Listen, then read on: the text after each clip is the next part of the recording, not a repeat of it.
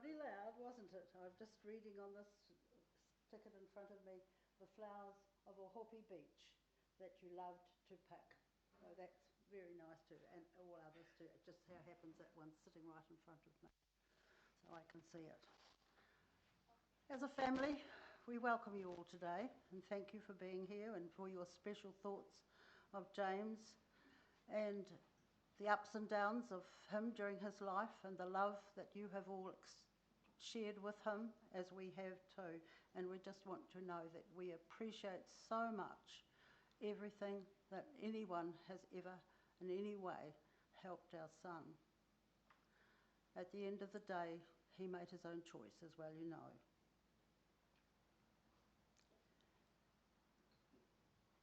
As a lasting memory, there will be a register out there for you to sign at the end of the service. Thank you. Some family members would like to say a few words, and then the floor will be open for anybody else who would like to say a few words as well. So I'll first of all call on James' eldest brother, Richard, somewhere, I don't know where he is. Oh, he came all the way from America, but of course he grew up with James too, so I'll just leave Richard now. With his two sisters, that's just lovely. Thank you. Thank you all for coming today. My name is Richard Burge, the older brother of James Burge. Everyone present today is here because we love James. Loving James meant loving him through both good and difficult times. Many of you know that James struggled with addiction for many years, and that's related to why we are here right now. There are so many questions that we will never have answered about how and why this happened, but I wanted to share a few things that I do know to be true. My siblings and I had an amazing childhood growing up on the farm at Rurwhakairu. I have many fond memories, including playing in the creek and catching tadpoles, walking in bare feet on frosty ground to catch the school bus, cutting down Christmas trees in the forest across the road, feeding the chickens, collecting eggs, raising pet lambs, playing with our neighbours, the Ramsey kids, in the forest after school. My brother James was central to all of these adventures. He was my friend, my accomplice, and my buddy. As a young adult, James trained as a carpenter and worked with wood throughout most of his life. When he created something out of wood, he completed every step himself, from cutting down the trees, milling the timber, and building the final project. He made many fine things for others out of wood, but one of the projects I was most impressed with was the interior of his own bus. The walls were covered from head to ceiling in a beautiful macrocarpa wood, cabinets, drawers, and shelves. He also built a dining table, bed, and cot for the bus. He added many practical and thoughtful details and worked hard to get the fit and finish just right. His excellent craftsmanship made that bus a beautiful and comfortable home for his young family. When it came time to relax and unwind, James was very fond of fishing. I have a particular memory of James in Ohope when he took me fishing in his boat near Whale Island. The weather was perfect, the fish were biting, and it was a great day to be out on the water.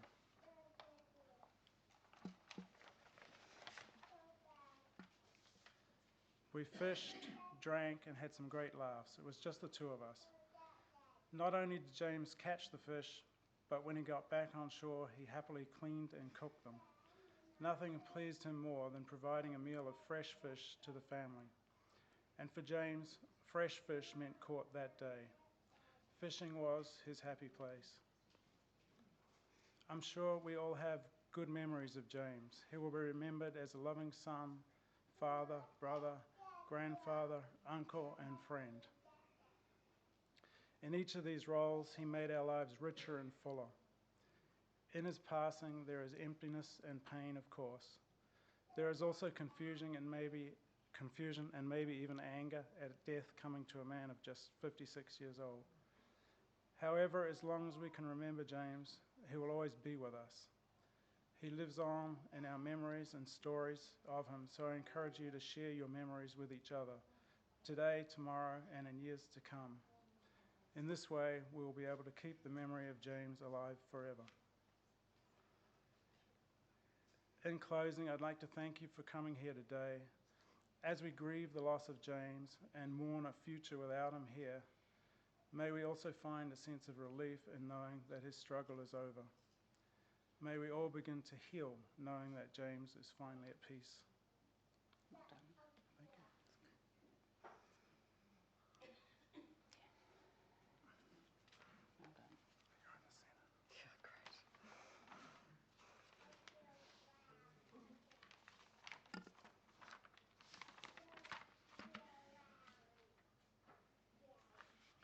Unlike my brother, I need glasses.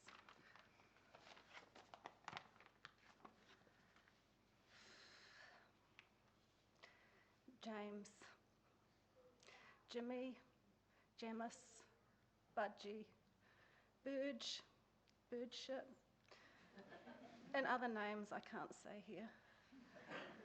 We all know him as one or more of these names. I called him James, Jamis, and Jimmy, but I also called him some of those other names I can't repeat here. He is my big brother. Jimmy and I have always had a special bond. As little kids, we played together and we fought together. This pattern carried through into our adulthood. As kids growing up, I always tried to keep up or be part of what he was doing. It was always outdoor stuff, in the sandpit or in the dirt. He needed me because I had a truck with a tip tray. He had a tractor with a front bucket. He would load my truck up and I would drive it away and dump it. I loved the fact that he needed me, even though he wouldn't never admit it. We spent hours out on the farm or over in the forest. We wouldn't be seen unless we were hungry, building huts and making tracks, playing in the creek, trying to dam it, but never really succeeding. Growing up on the farm, our family had the privilege of working and playing together. This taught us so many things. It made our family bond stronger. It was docking, shearing, hay and silage making, feeding out and various stock work. We had so much fun down at the lake. We had amazing holidays at Waioma and Whangamata, down to Waikanae, trips to Ohopi, Makatu beaches and the Mount. Our cousins were always part of these ventures. Just like we did when we were little, as teenagers and young adults, we played together and fought together. We hung out in the same circle of friends. We partied together. We went to concerts together, and we generally played up together. We navigated those times as great friends. As adults, our families always connected. We holidayed together and we coordinated being at Mum and Dad's together to ensure that our bond continued and that our kids also had that strong bond.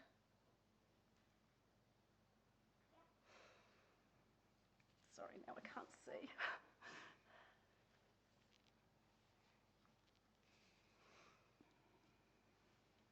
Yeah.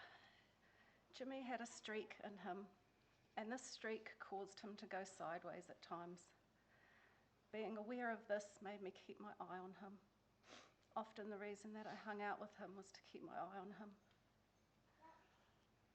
I didn't always succeed in redirecting him.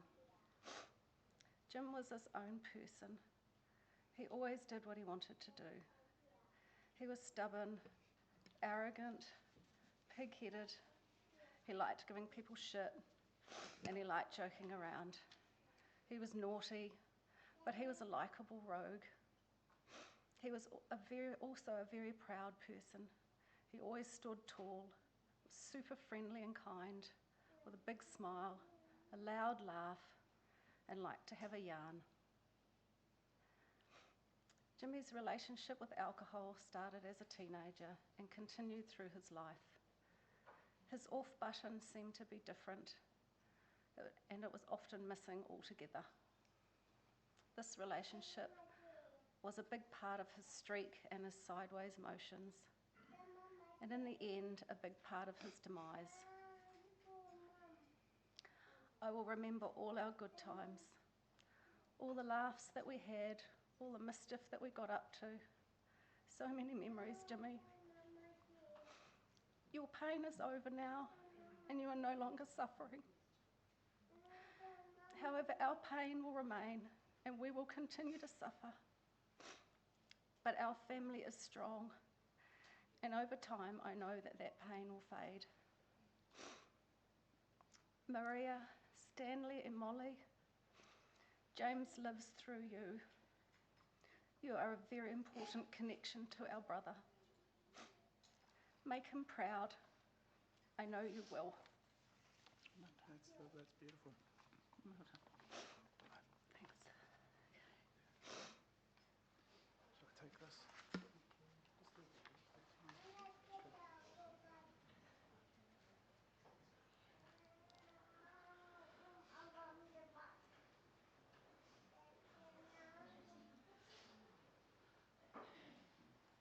Thank you, James' brother and two sisters.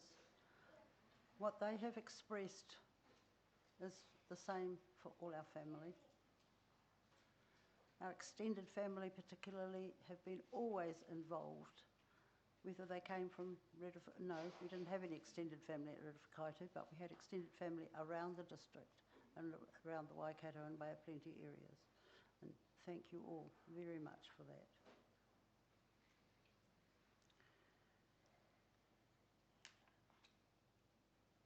We are happy for anybody who would like to make a comment or two or three or whatever to come forward now and do that. Does anybody? Pardon? Oh, Stanley and Molly first. Where are you?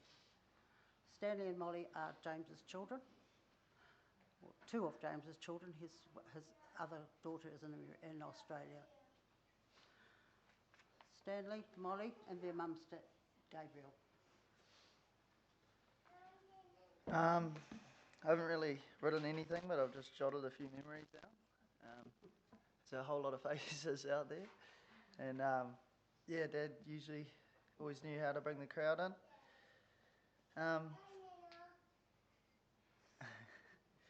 Motocross was a huge part of my life, thanks to Dad. Shaped me into the person I am today. Got a couple of stories of those times. If you knew Dad, you knew he was hard but fair. Can remember this particular day. The last thing he told me after racing was to make sure I closed the toolbox. And obviously forgot to close the toolbox. And yeah, dragged me out of bed, down to the shed by my ear, and made me WD-40 all the tools. So yeah, that was great.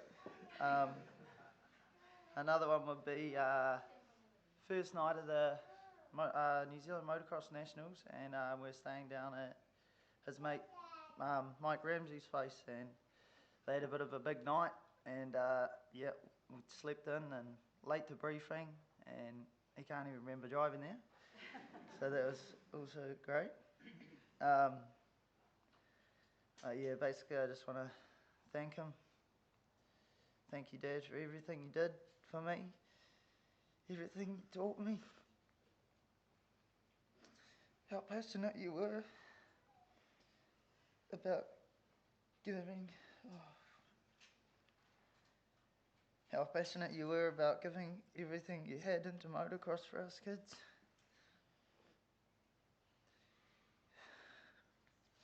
You were my hero, and I looked up to you.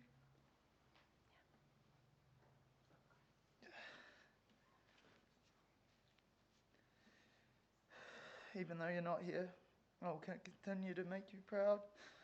by trying to give my kids the life that you gave me and Molly.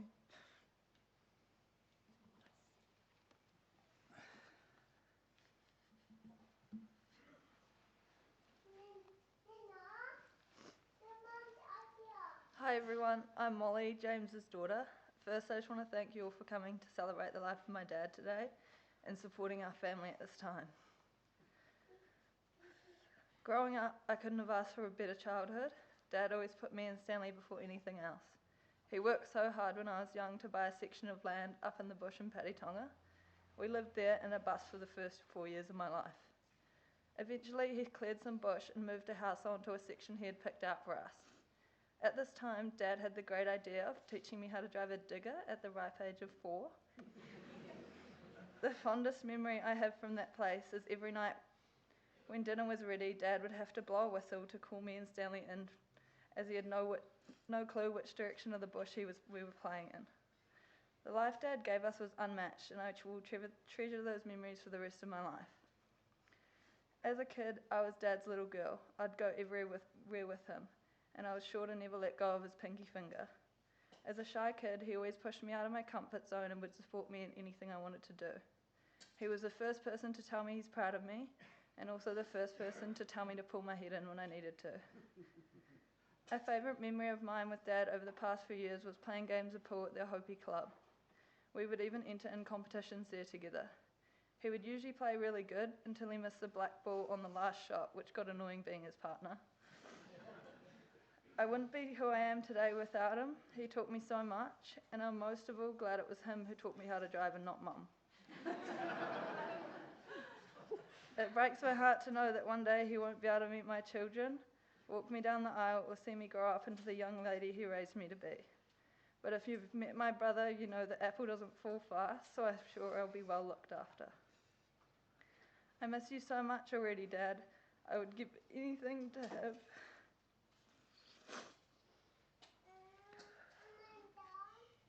I'd give anything to have just one more day at the beach with you.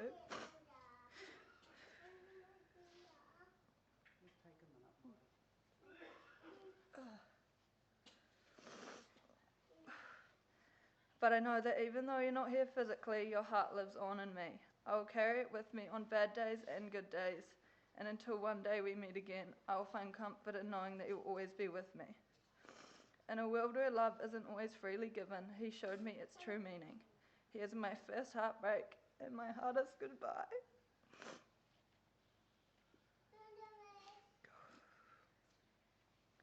But I would still choose him to be my dad in every lifetime. I love you forever and always, from your Molly.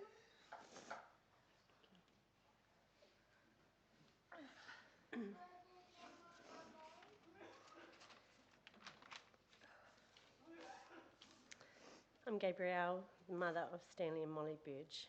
I met James when I was 23. He was so handsome with his long curly hair, and he quickly became my James. You were such a hard worker, fun, happy, and so annoying, but you made us laugh. To Stanley and Molly, you were their world. They loved you. You were so dedicated to them in so many ways. You loved them back 100%. James and I rekindled our relationship 8 months ago. James, I've enjoyed that time with you at a Hopi Beach, a place we loved as a family also. I'm heartbroken, James. You'll always be my James. Rest easy, love.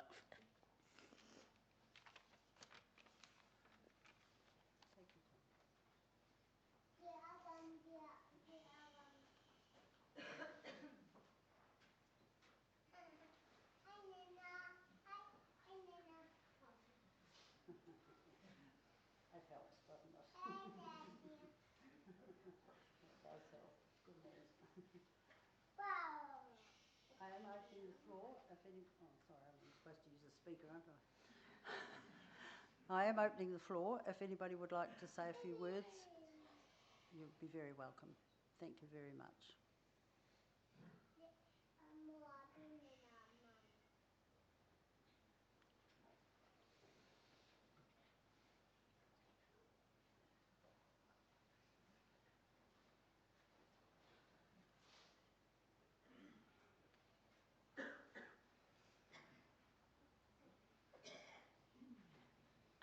I hadn't actually planned on saying anything, but so I'm Sheree, and these two of my three sisters, Karen and Pauline, and we're the Tootle cousins. So just hearing you guys talk about memories growing up on the farm. We were the Townie cousins who lived in Hamilton, but very blessed to often spend holidays out at Ruawhakaitu. And we used to swap. Two Burges children would come to Hamilton and two Tootle girls would come out to Ruawhakaitu.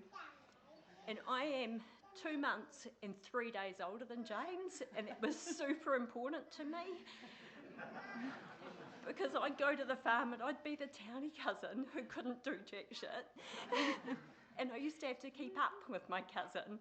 And I used to make a point of the fact that I was 2 months and 3 days older than him, and he couldn't tell me what to do. So if he played in the stream, I played in the stream. If he climbed the fence, I climbed the fence. If he told me to touch the fence and it was electric, I'd still touch the fence. Whatever James did, I could do it. So he was a very important part, I think, in growing up and me having confidence to actually do things and prove myself and just believe that I could do things that I didn't think I could, but I had to prove to him that I could. So I just wanted to share that memory of being a Tootle Townie cousin. Competing with the farm kids. Yeah. Disappearing around the farm all day. Yeah. All of us. No adults. No adults. Richard and James. City kids.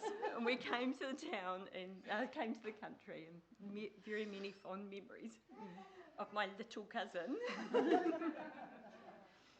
Thank you, James. I know. He wasn't, I don't think he was ever actually littler than me, but not that I can remember. We're not known for But the age difference was important. Absolutely. Absolutely. Thank you. Thank you, girls. They were special holidays, there's no doubt about that. These townies coming to Ruawhakaitu was really quite interesting at times. So. Thank you.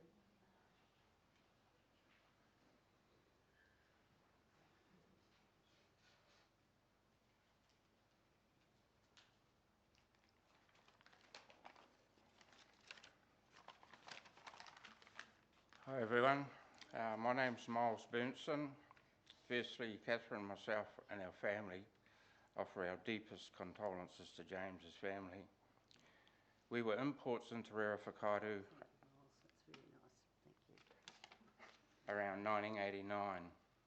White Tap Tavern was our local for rehydrating after a hard day on the hill, which is first why I became acquainted with James and Liz when she came home from a uni break. An early memory that stands out with James, I was at a social gathering at a cottage on Ramsey's Dairy Farm on Northern Boundary. He threw an empty beer can that unintentionally hit me in the head. James being James, threw it in one direction and it went the other and hit me. I reminded him a few years later and he says, "First time I got on the piss with you hard, you were drop kicking empty Steiny bottles around the pub." Anyway, we came to the conclusion if the offender didn't remember it, it didn't happen. Ruawhakaitu was a damn cold place in winter, but it was a close-knit, warm community.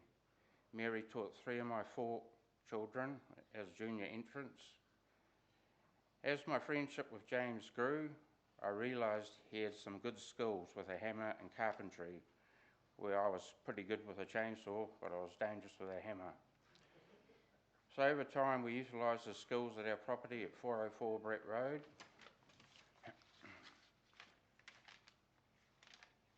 James and Gabriel and young Stanley moved from Riri to Tahuna.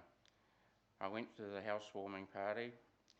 The next day, after a good night, James says, "I'll show you around the property." It was steep but partially tracked. So Stanley on his little 2-stroke bike, myself on James's farm bike, and James on the quad went forth. On the way back, James suggests, "Oh, we'll have a race on the way back." So Stanley gets the whole shot, and that's motocross turns, it's getting around the first corner. James overtakes me on the outside and goes straight over the bank. He was one lucky man. The quads are quite unforgiving.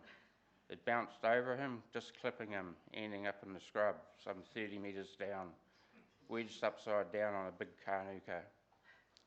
It was a real jackass antic that had me shaking my head, something you see on reels on Facebook. As we were bringing up our families and slaving to make money for our growing families, we'd catch up at motocross meets that both our sons were involved in. Christmas was a time we normally caught up as we'd moved to the Whakatane district. James and family, Liz, Mick and their kids made the pilgrimage to Ocean Road, Ahopi for the summer holidays. They were fun times. Anyway, James sold Waititi Road and moved to Hurau Road on the outskirts of Thames on the Hauraki Plains. Thames was my hometown where my mum lived and my mates grew up. So we used to catch up on a fairly regular basis and drag him along to social events. Then James sold Hurau Road and moved to the Burges section on Ocean Road, Ahopi. He used to give me a hand doing tree jobs and property services in the general area. James was a good worker and could use a chainsaw. He had a great talent of making rustic outdoor furniture. He revamped a Remu table for us. We'd built a 4-bay garage on our property at Pikawai. He built my workbench and shelving and an amazing bar, all utilised from the material we had already had. James was famous for getting himself into some situations. I reflect on one and I'll recall this. It happened a couple of summers ago. James had lost his licence and his whip to get around on was a mountain bike. He had attached a Bluetooth speaker to the handlebars and listened to music that he'd downloaded as he got about. I called around one afternoon after work and noticed he'd lost a lot of bark off his knees, elbows and face. I go, "Crikey, Cobble, what have you been up to?" He says, "I was riding home the early hours of the morning with my Bluetooth going, but not the music playing. He'd downloaded an app of cows mooing." And a disgruntled resident of Pahutakawa Ave came charging out of the house with his pyjamas on and crash-tackled James off his bike.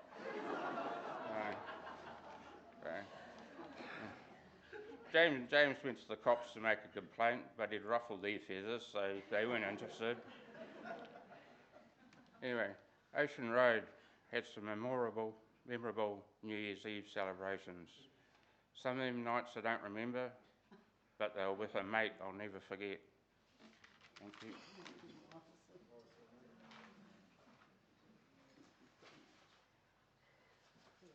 Thank you, Miles.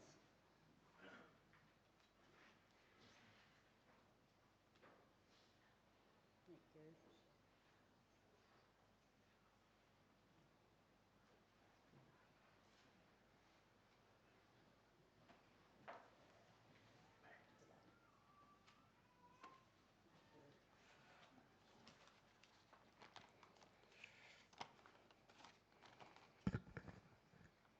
It's got his best notepaper too.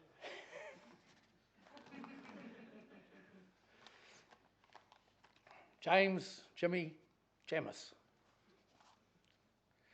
As Liz said, they were some of the names that people called him. Already been touched on by the Burge family. We moved next door to them on Northern Boundary Road, probably when I was about 7 or 8, I suppose. And used to spend a lot of time with the Burges after school, playing in the forest or on the farms. Us boys, the two houses were almost a mile apart to the metre. And Richard and James and myself and Brent, we built a hut pretty much halfway in between. Used to punch the old man's smokes from the laundry, and we'd go down there and have a cigarette. Thought we were and a beer. something. It was all very good until the girls decided they needed to come along too, and we got bloody caught. Anyway. I think you've got some competition here. So, yeah, went to Cubs together, Scouts, Jamboree. Then Mum and Dad bought a farm down Rainbow Mountain, so we sort of moved down there, continued to go to school. Went to Reparoa sometimes. We left school, the Rufakaitu boys, most of them ended up in Rotorua here with their first jobs, and some of the Reparoa boys as well. Country boys coming to town. I don't know who was more shocked, the town or the country boys.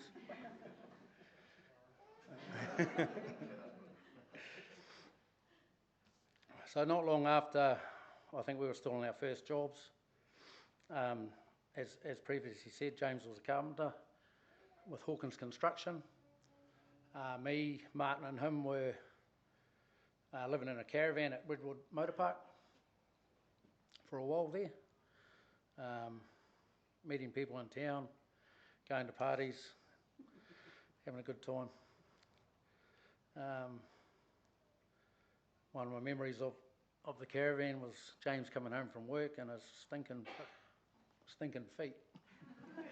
Used to make him take his socks off outside with his boots before he was allowed into the caravan, because it'd stink us all out. So we sort of all bounced between Rufakaitu and Rotorua, and Waitap being stomping ground, like Miles said. I remember a party on, I think it was the Lakeland Queen, that one of the Rotorua girls had set up. And all the Rufakaitu boys turned up. And me and Darren ended up in a bit of a punch-up on the boat. And the boat was back at the dock at that stage. And James took me off the boat, and we're standing there having a laugh about it and a few beers, and Darren comes storming up the thing. I'm going to fucking kill you, Ramsey. And James intercepted him on the way, basically to try and stop the fight from re-emerging. And bugger me, the police turned up and arrested the both of them.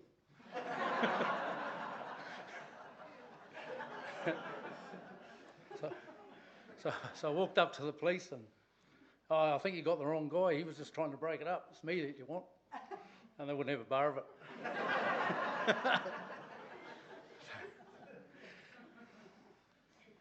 So we waited outside the police station until they got released and jumped in the car, and I think we took Darren and maybe Martin up north the very next day. And me and Darren had to sit beside each other in the back seat of the car with black eyes. And but, then a bit later on in life,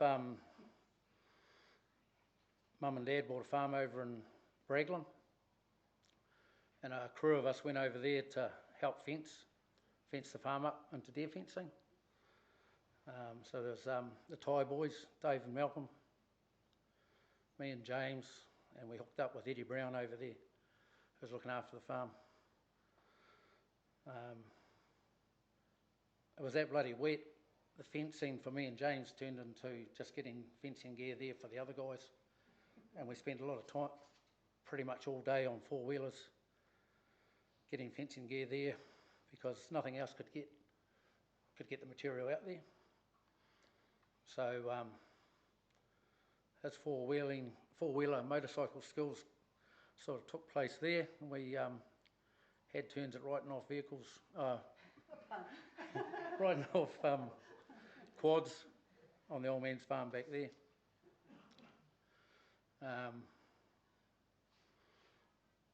James moved back to Brewery Way, and I stayed in Raglan. Our paths keep crossing all through life at different stages. Then he met Gabe's. I met Dylan's mother, and I ended up in Benidale.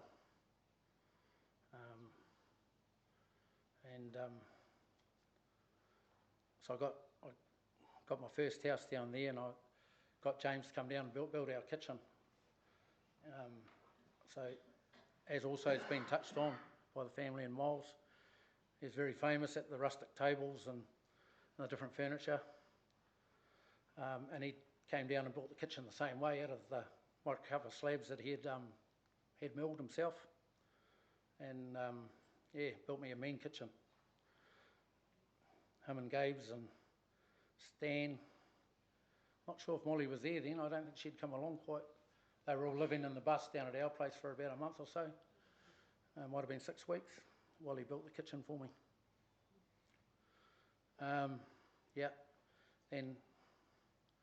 Then our next thing was motocross with the kids. We'd quite often go and stay up there with them at the house up the road there from Pariatonga if we were racing at Pariatonga, and they were always big nights.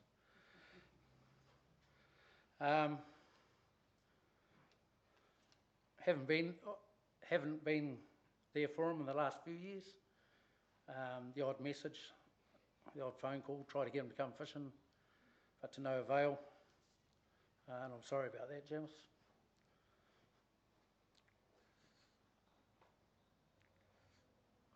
I'd also like to acknowledge a couple of the brothers that couldn't make it today. Doug Nartai and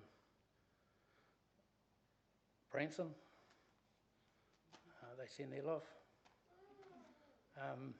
And most of all, I'd like to thank the family for allowing me to share the last couple of days with them and James. And they told me. Michael was in the hospital with us when James passed. Thank you. Te aroha le whakapono me te rangi mai e tātou tātou e te aroha te whakapono me te rangi mai e tātou tātou e.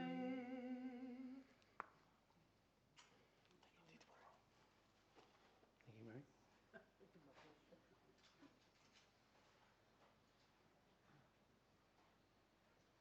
Yes, those naughty boys up and down Northern Boundary Road.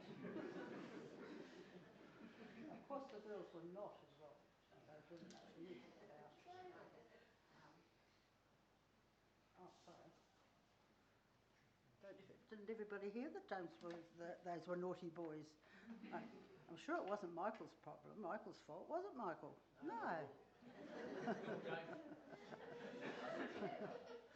And just to complete that little story, Michael was with me holding hands when Jane passed, so that was very special. Yeah. Thank you, Michael. Anyone else like to have a few words? I think we've got a lot of things to think about up here. Put the microphone down, Susan says. Right. Michael had it up. Okay. Thank you. We have somebody. Yep, thank you. Yes, those kids had a wonderful childhood on Northern Boundary Road. They really did. Thank you. Yes, I know. Kia ora te whānau. Ko Gareth Duncan te tōku ingoa. From Kirikiriroa. I'm Gabriel's big brother, and so I wanted to... Yeah, the big brother. So I just wanted to acknowledge the whānau, the Burge whānau today, and in particular on behalf of the Duncan whānau, and the extended group that are here to acknowledge you all. My mother Shona, my stepdad Bill Farrell, to my father Bob and stepmother Carol Duncan, to my younger sister Regan, partner Garth, and Carter and Frankie, to my wife Maureen, children JVL, Reese, Rain and Jed. And on behalf of all of us, to their cousins Stanley and Molly, we extend a very large condolences and heartfelt love to you all and to the grandchildren.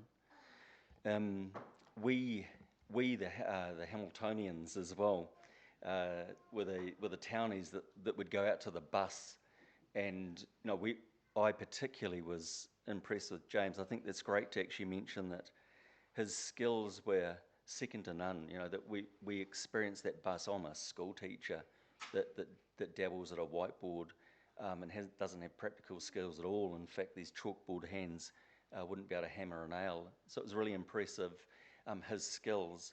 I think it's useful to acknowledge that he had this inquiry mind. He always took the piss out of me constantly around what it meant to educate children. And I think that in this contemporary world, this world that we've got right now, I think perhaps that he had it right in terms of his ways of actually bringing people to their passions and to the life that they lead, to the life cycle that he gave his own children. So James, I acknowledge the fact that I think you did a bloody good job with that, and so you need to know that you sit in your new paradise. And I call myself the brother-in-law. Well done to you. Your mind was clever, and I'm. It's a shame perhaps that you didn't find that. Perhaps you did find that. There's a moment that James, I won't name the school, but the kids had some issues at school, particularly Stanley, and your dad rang me and said, "I'm sick of this effing school. Can you help me?" Gareth said, "Yeah, dead right." And so we set about to put a plan together for him, the old man, to go and see the school. And he was right. They mistreated you and what happened. And I think that your dad was an example of that. Pushed for what you two needed, all three of you, and he stood for what was right and what was just. And so that stood out for me, and that stood out for me in my profession, that he took the time to actually hold people to account. And so I just want to share that with you, that I think there is a man there with that fish, that snapper, that we all know that had those attributes. And I think it's a real shame that's not continuing. And I just want to say, I'm not an advocate for mental health and for what men perhaps need, but if there was a window dressing of something here, can I say 0800 talk?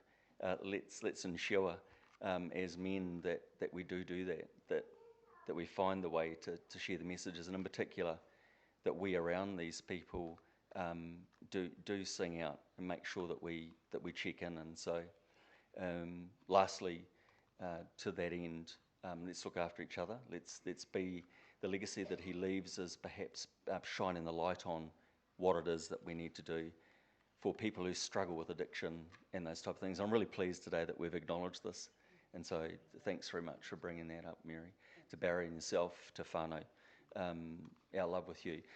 Seeing that the kids went to a Catholic school, and I'm a left footer as well, I'm just going to finish with, in my way, and I hope it doesn't offend anyone, for whatever faith that you walk the footsteps in, then I'm just going to share a bit of piece of my faith. And in loving Christ, we wish you well, James. We bid you farewell. May the petrol light shine upon you, and may you rest in peace. And we make this prayer in the name of the Father, and the Son, and the Holy Spirit. Amen. God bless.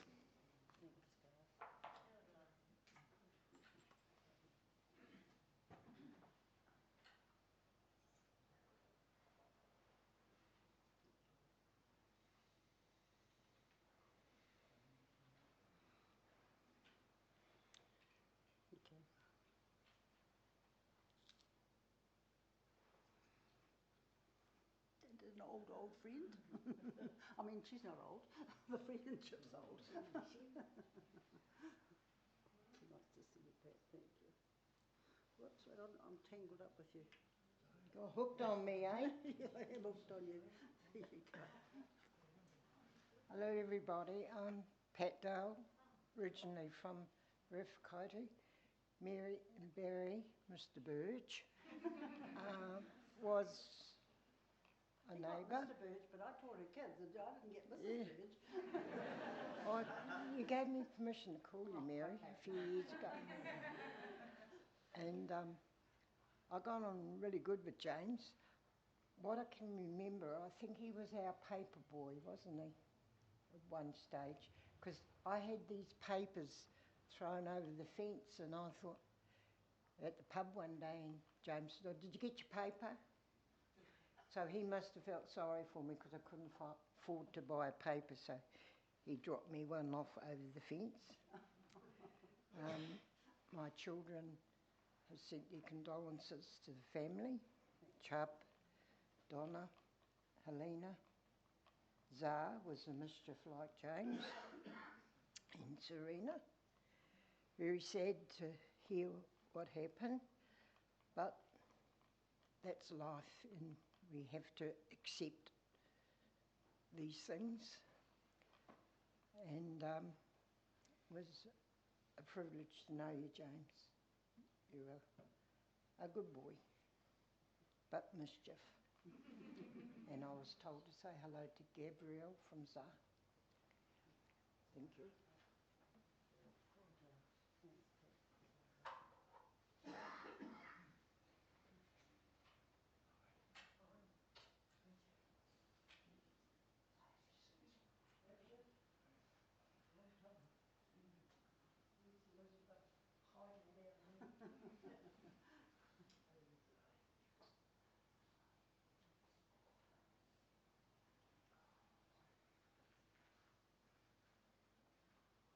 We had to go past Pat's place on Yankee Road to get to Northern Boundary Road from school, didn't we, Pat? Yeah. Thank you, Pat. Is there anyone else who wants to say anything? Thank you all very much for your tributes. That's all right. That's all right.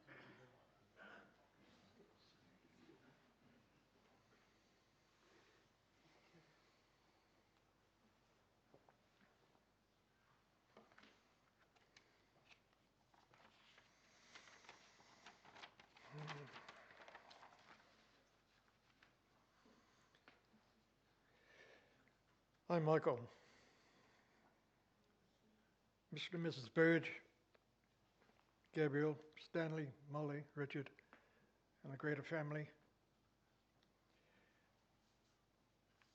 I'm so very sad and angry.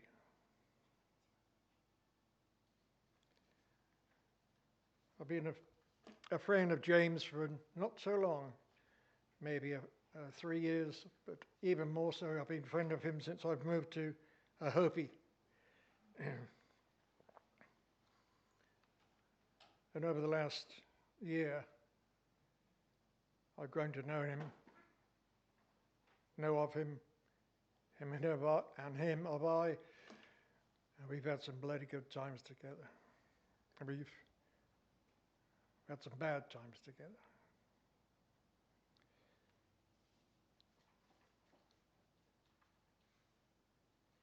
I'm angry because over the last month,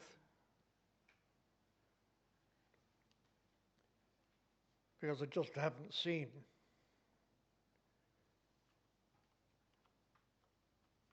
the declination of James and being able to do anything about it. That's why I'm angry with myself. I'm also angry with the local practitioner who's been dealing with James. I should be taking this further.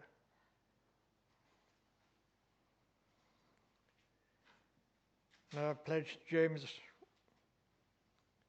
his name to bring back these offenders and this offender. Gabrielle, you know who I mean and what I mean.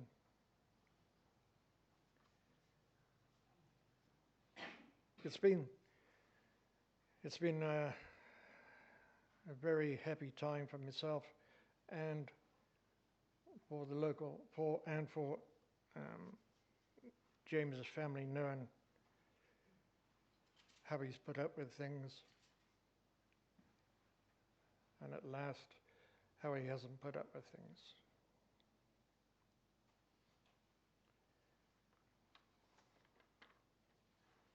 He's been a great friend. He will always be in my mind.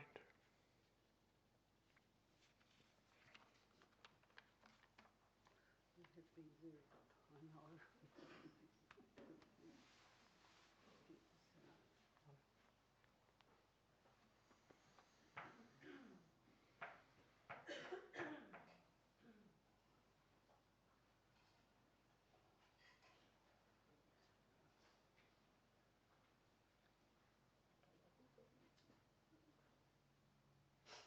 This is one of my sisters. Hi, I'm Kathleen, and I just wanted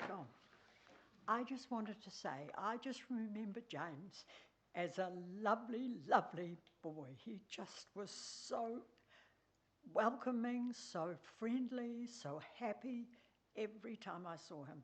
And we used to go down and take our motorhome down to Ohopi in the last few years, and he always made us feel so welcome, and we so enjoyed his company.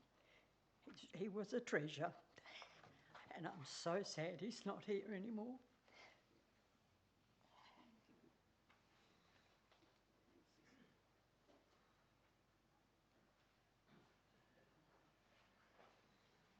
One dear sister and another dear brother. Yes, I'm Robert. I'm Mary's youngest brother, the youngest of 6. I'm coming from a very different perspective than some of the other speakers have come from. I didn't know, had very little to do with James in his younger days, but I just endorse what my sister Kathleen said. That I remember my mum saying when he used to come to our place as a little kid, she said he had a wonderful disposition. And the other little thing I have to share that my wife said to me on the way here this morning, she said, I always found James such a gentleman. He always treated me with such respect.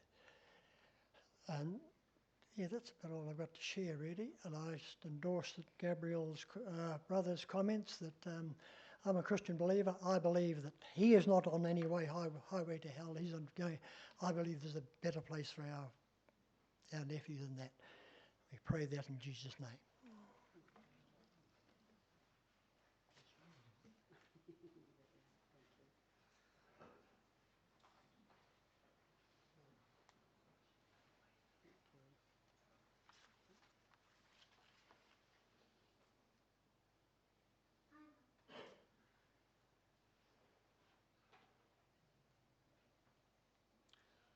Thank you, everyone.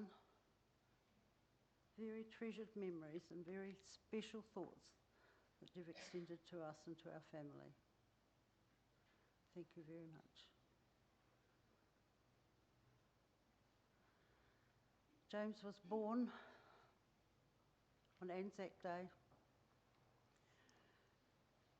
and we just not long moved to Ridifakaitu, and here was me in the maternity hospital listening to the dawn parade and all the Anzac songs and trying to have a baby at the same time. So it all happened.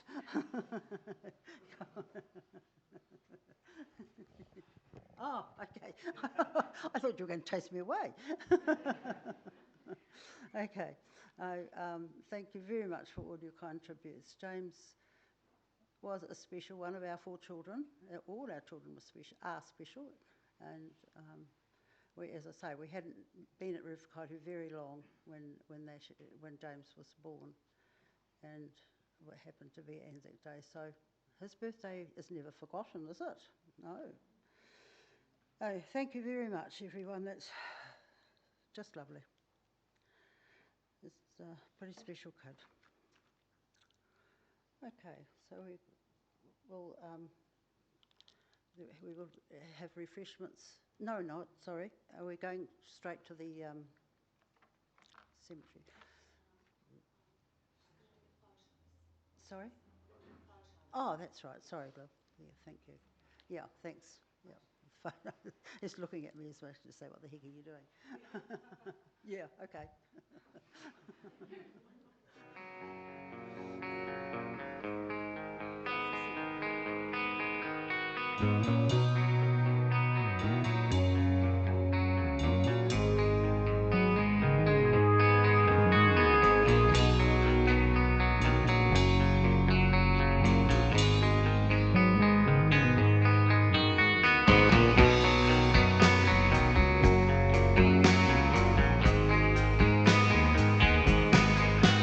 Mama told me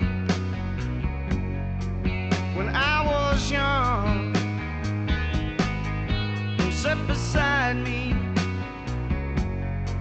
my only son, and listen closely to what I say. And if you do this, it'll help you some sunny day.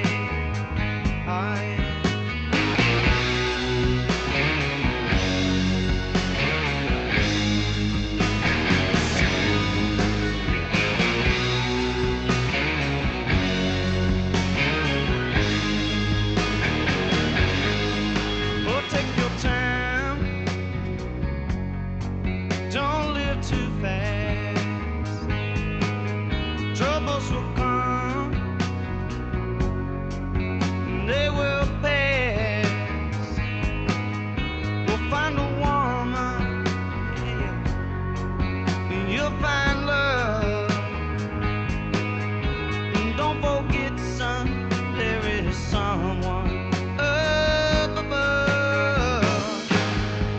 And be a simple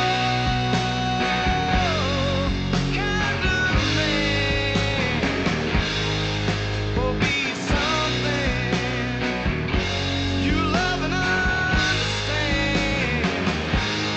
Baby, be a simple kind of man. Oh, won't you do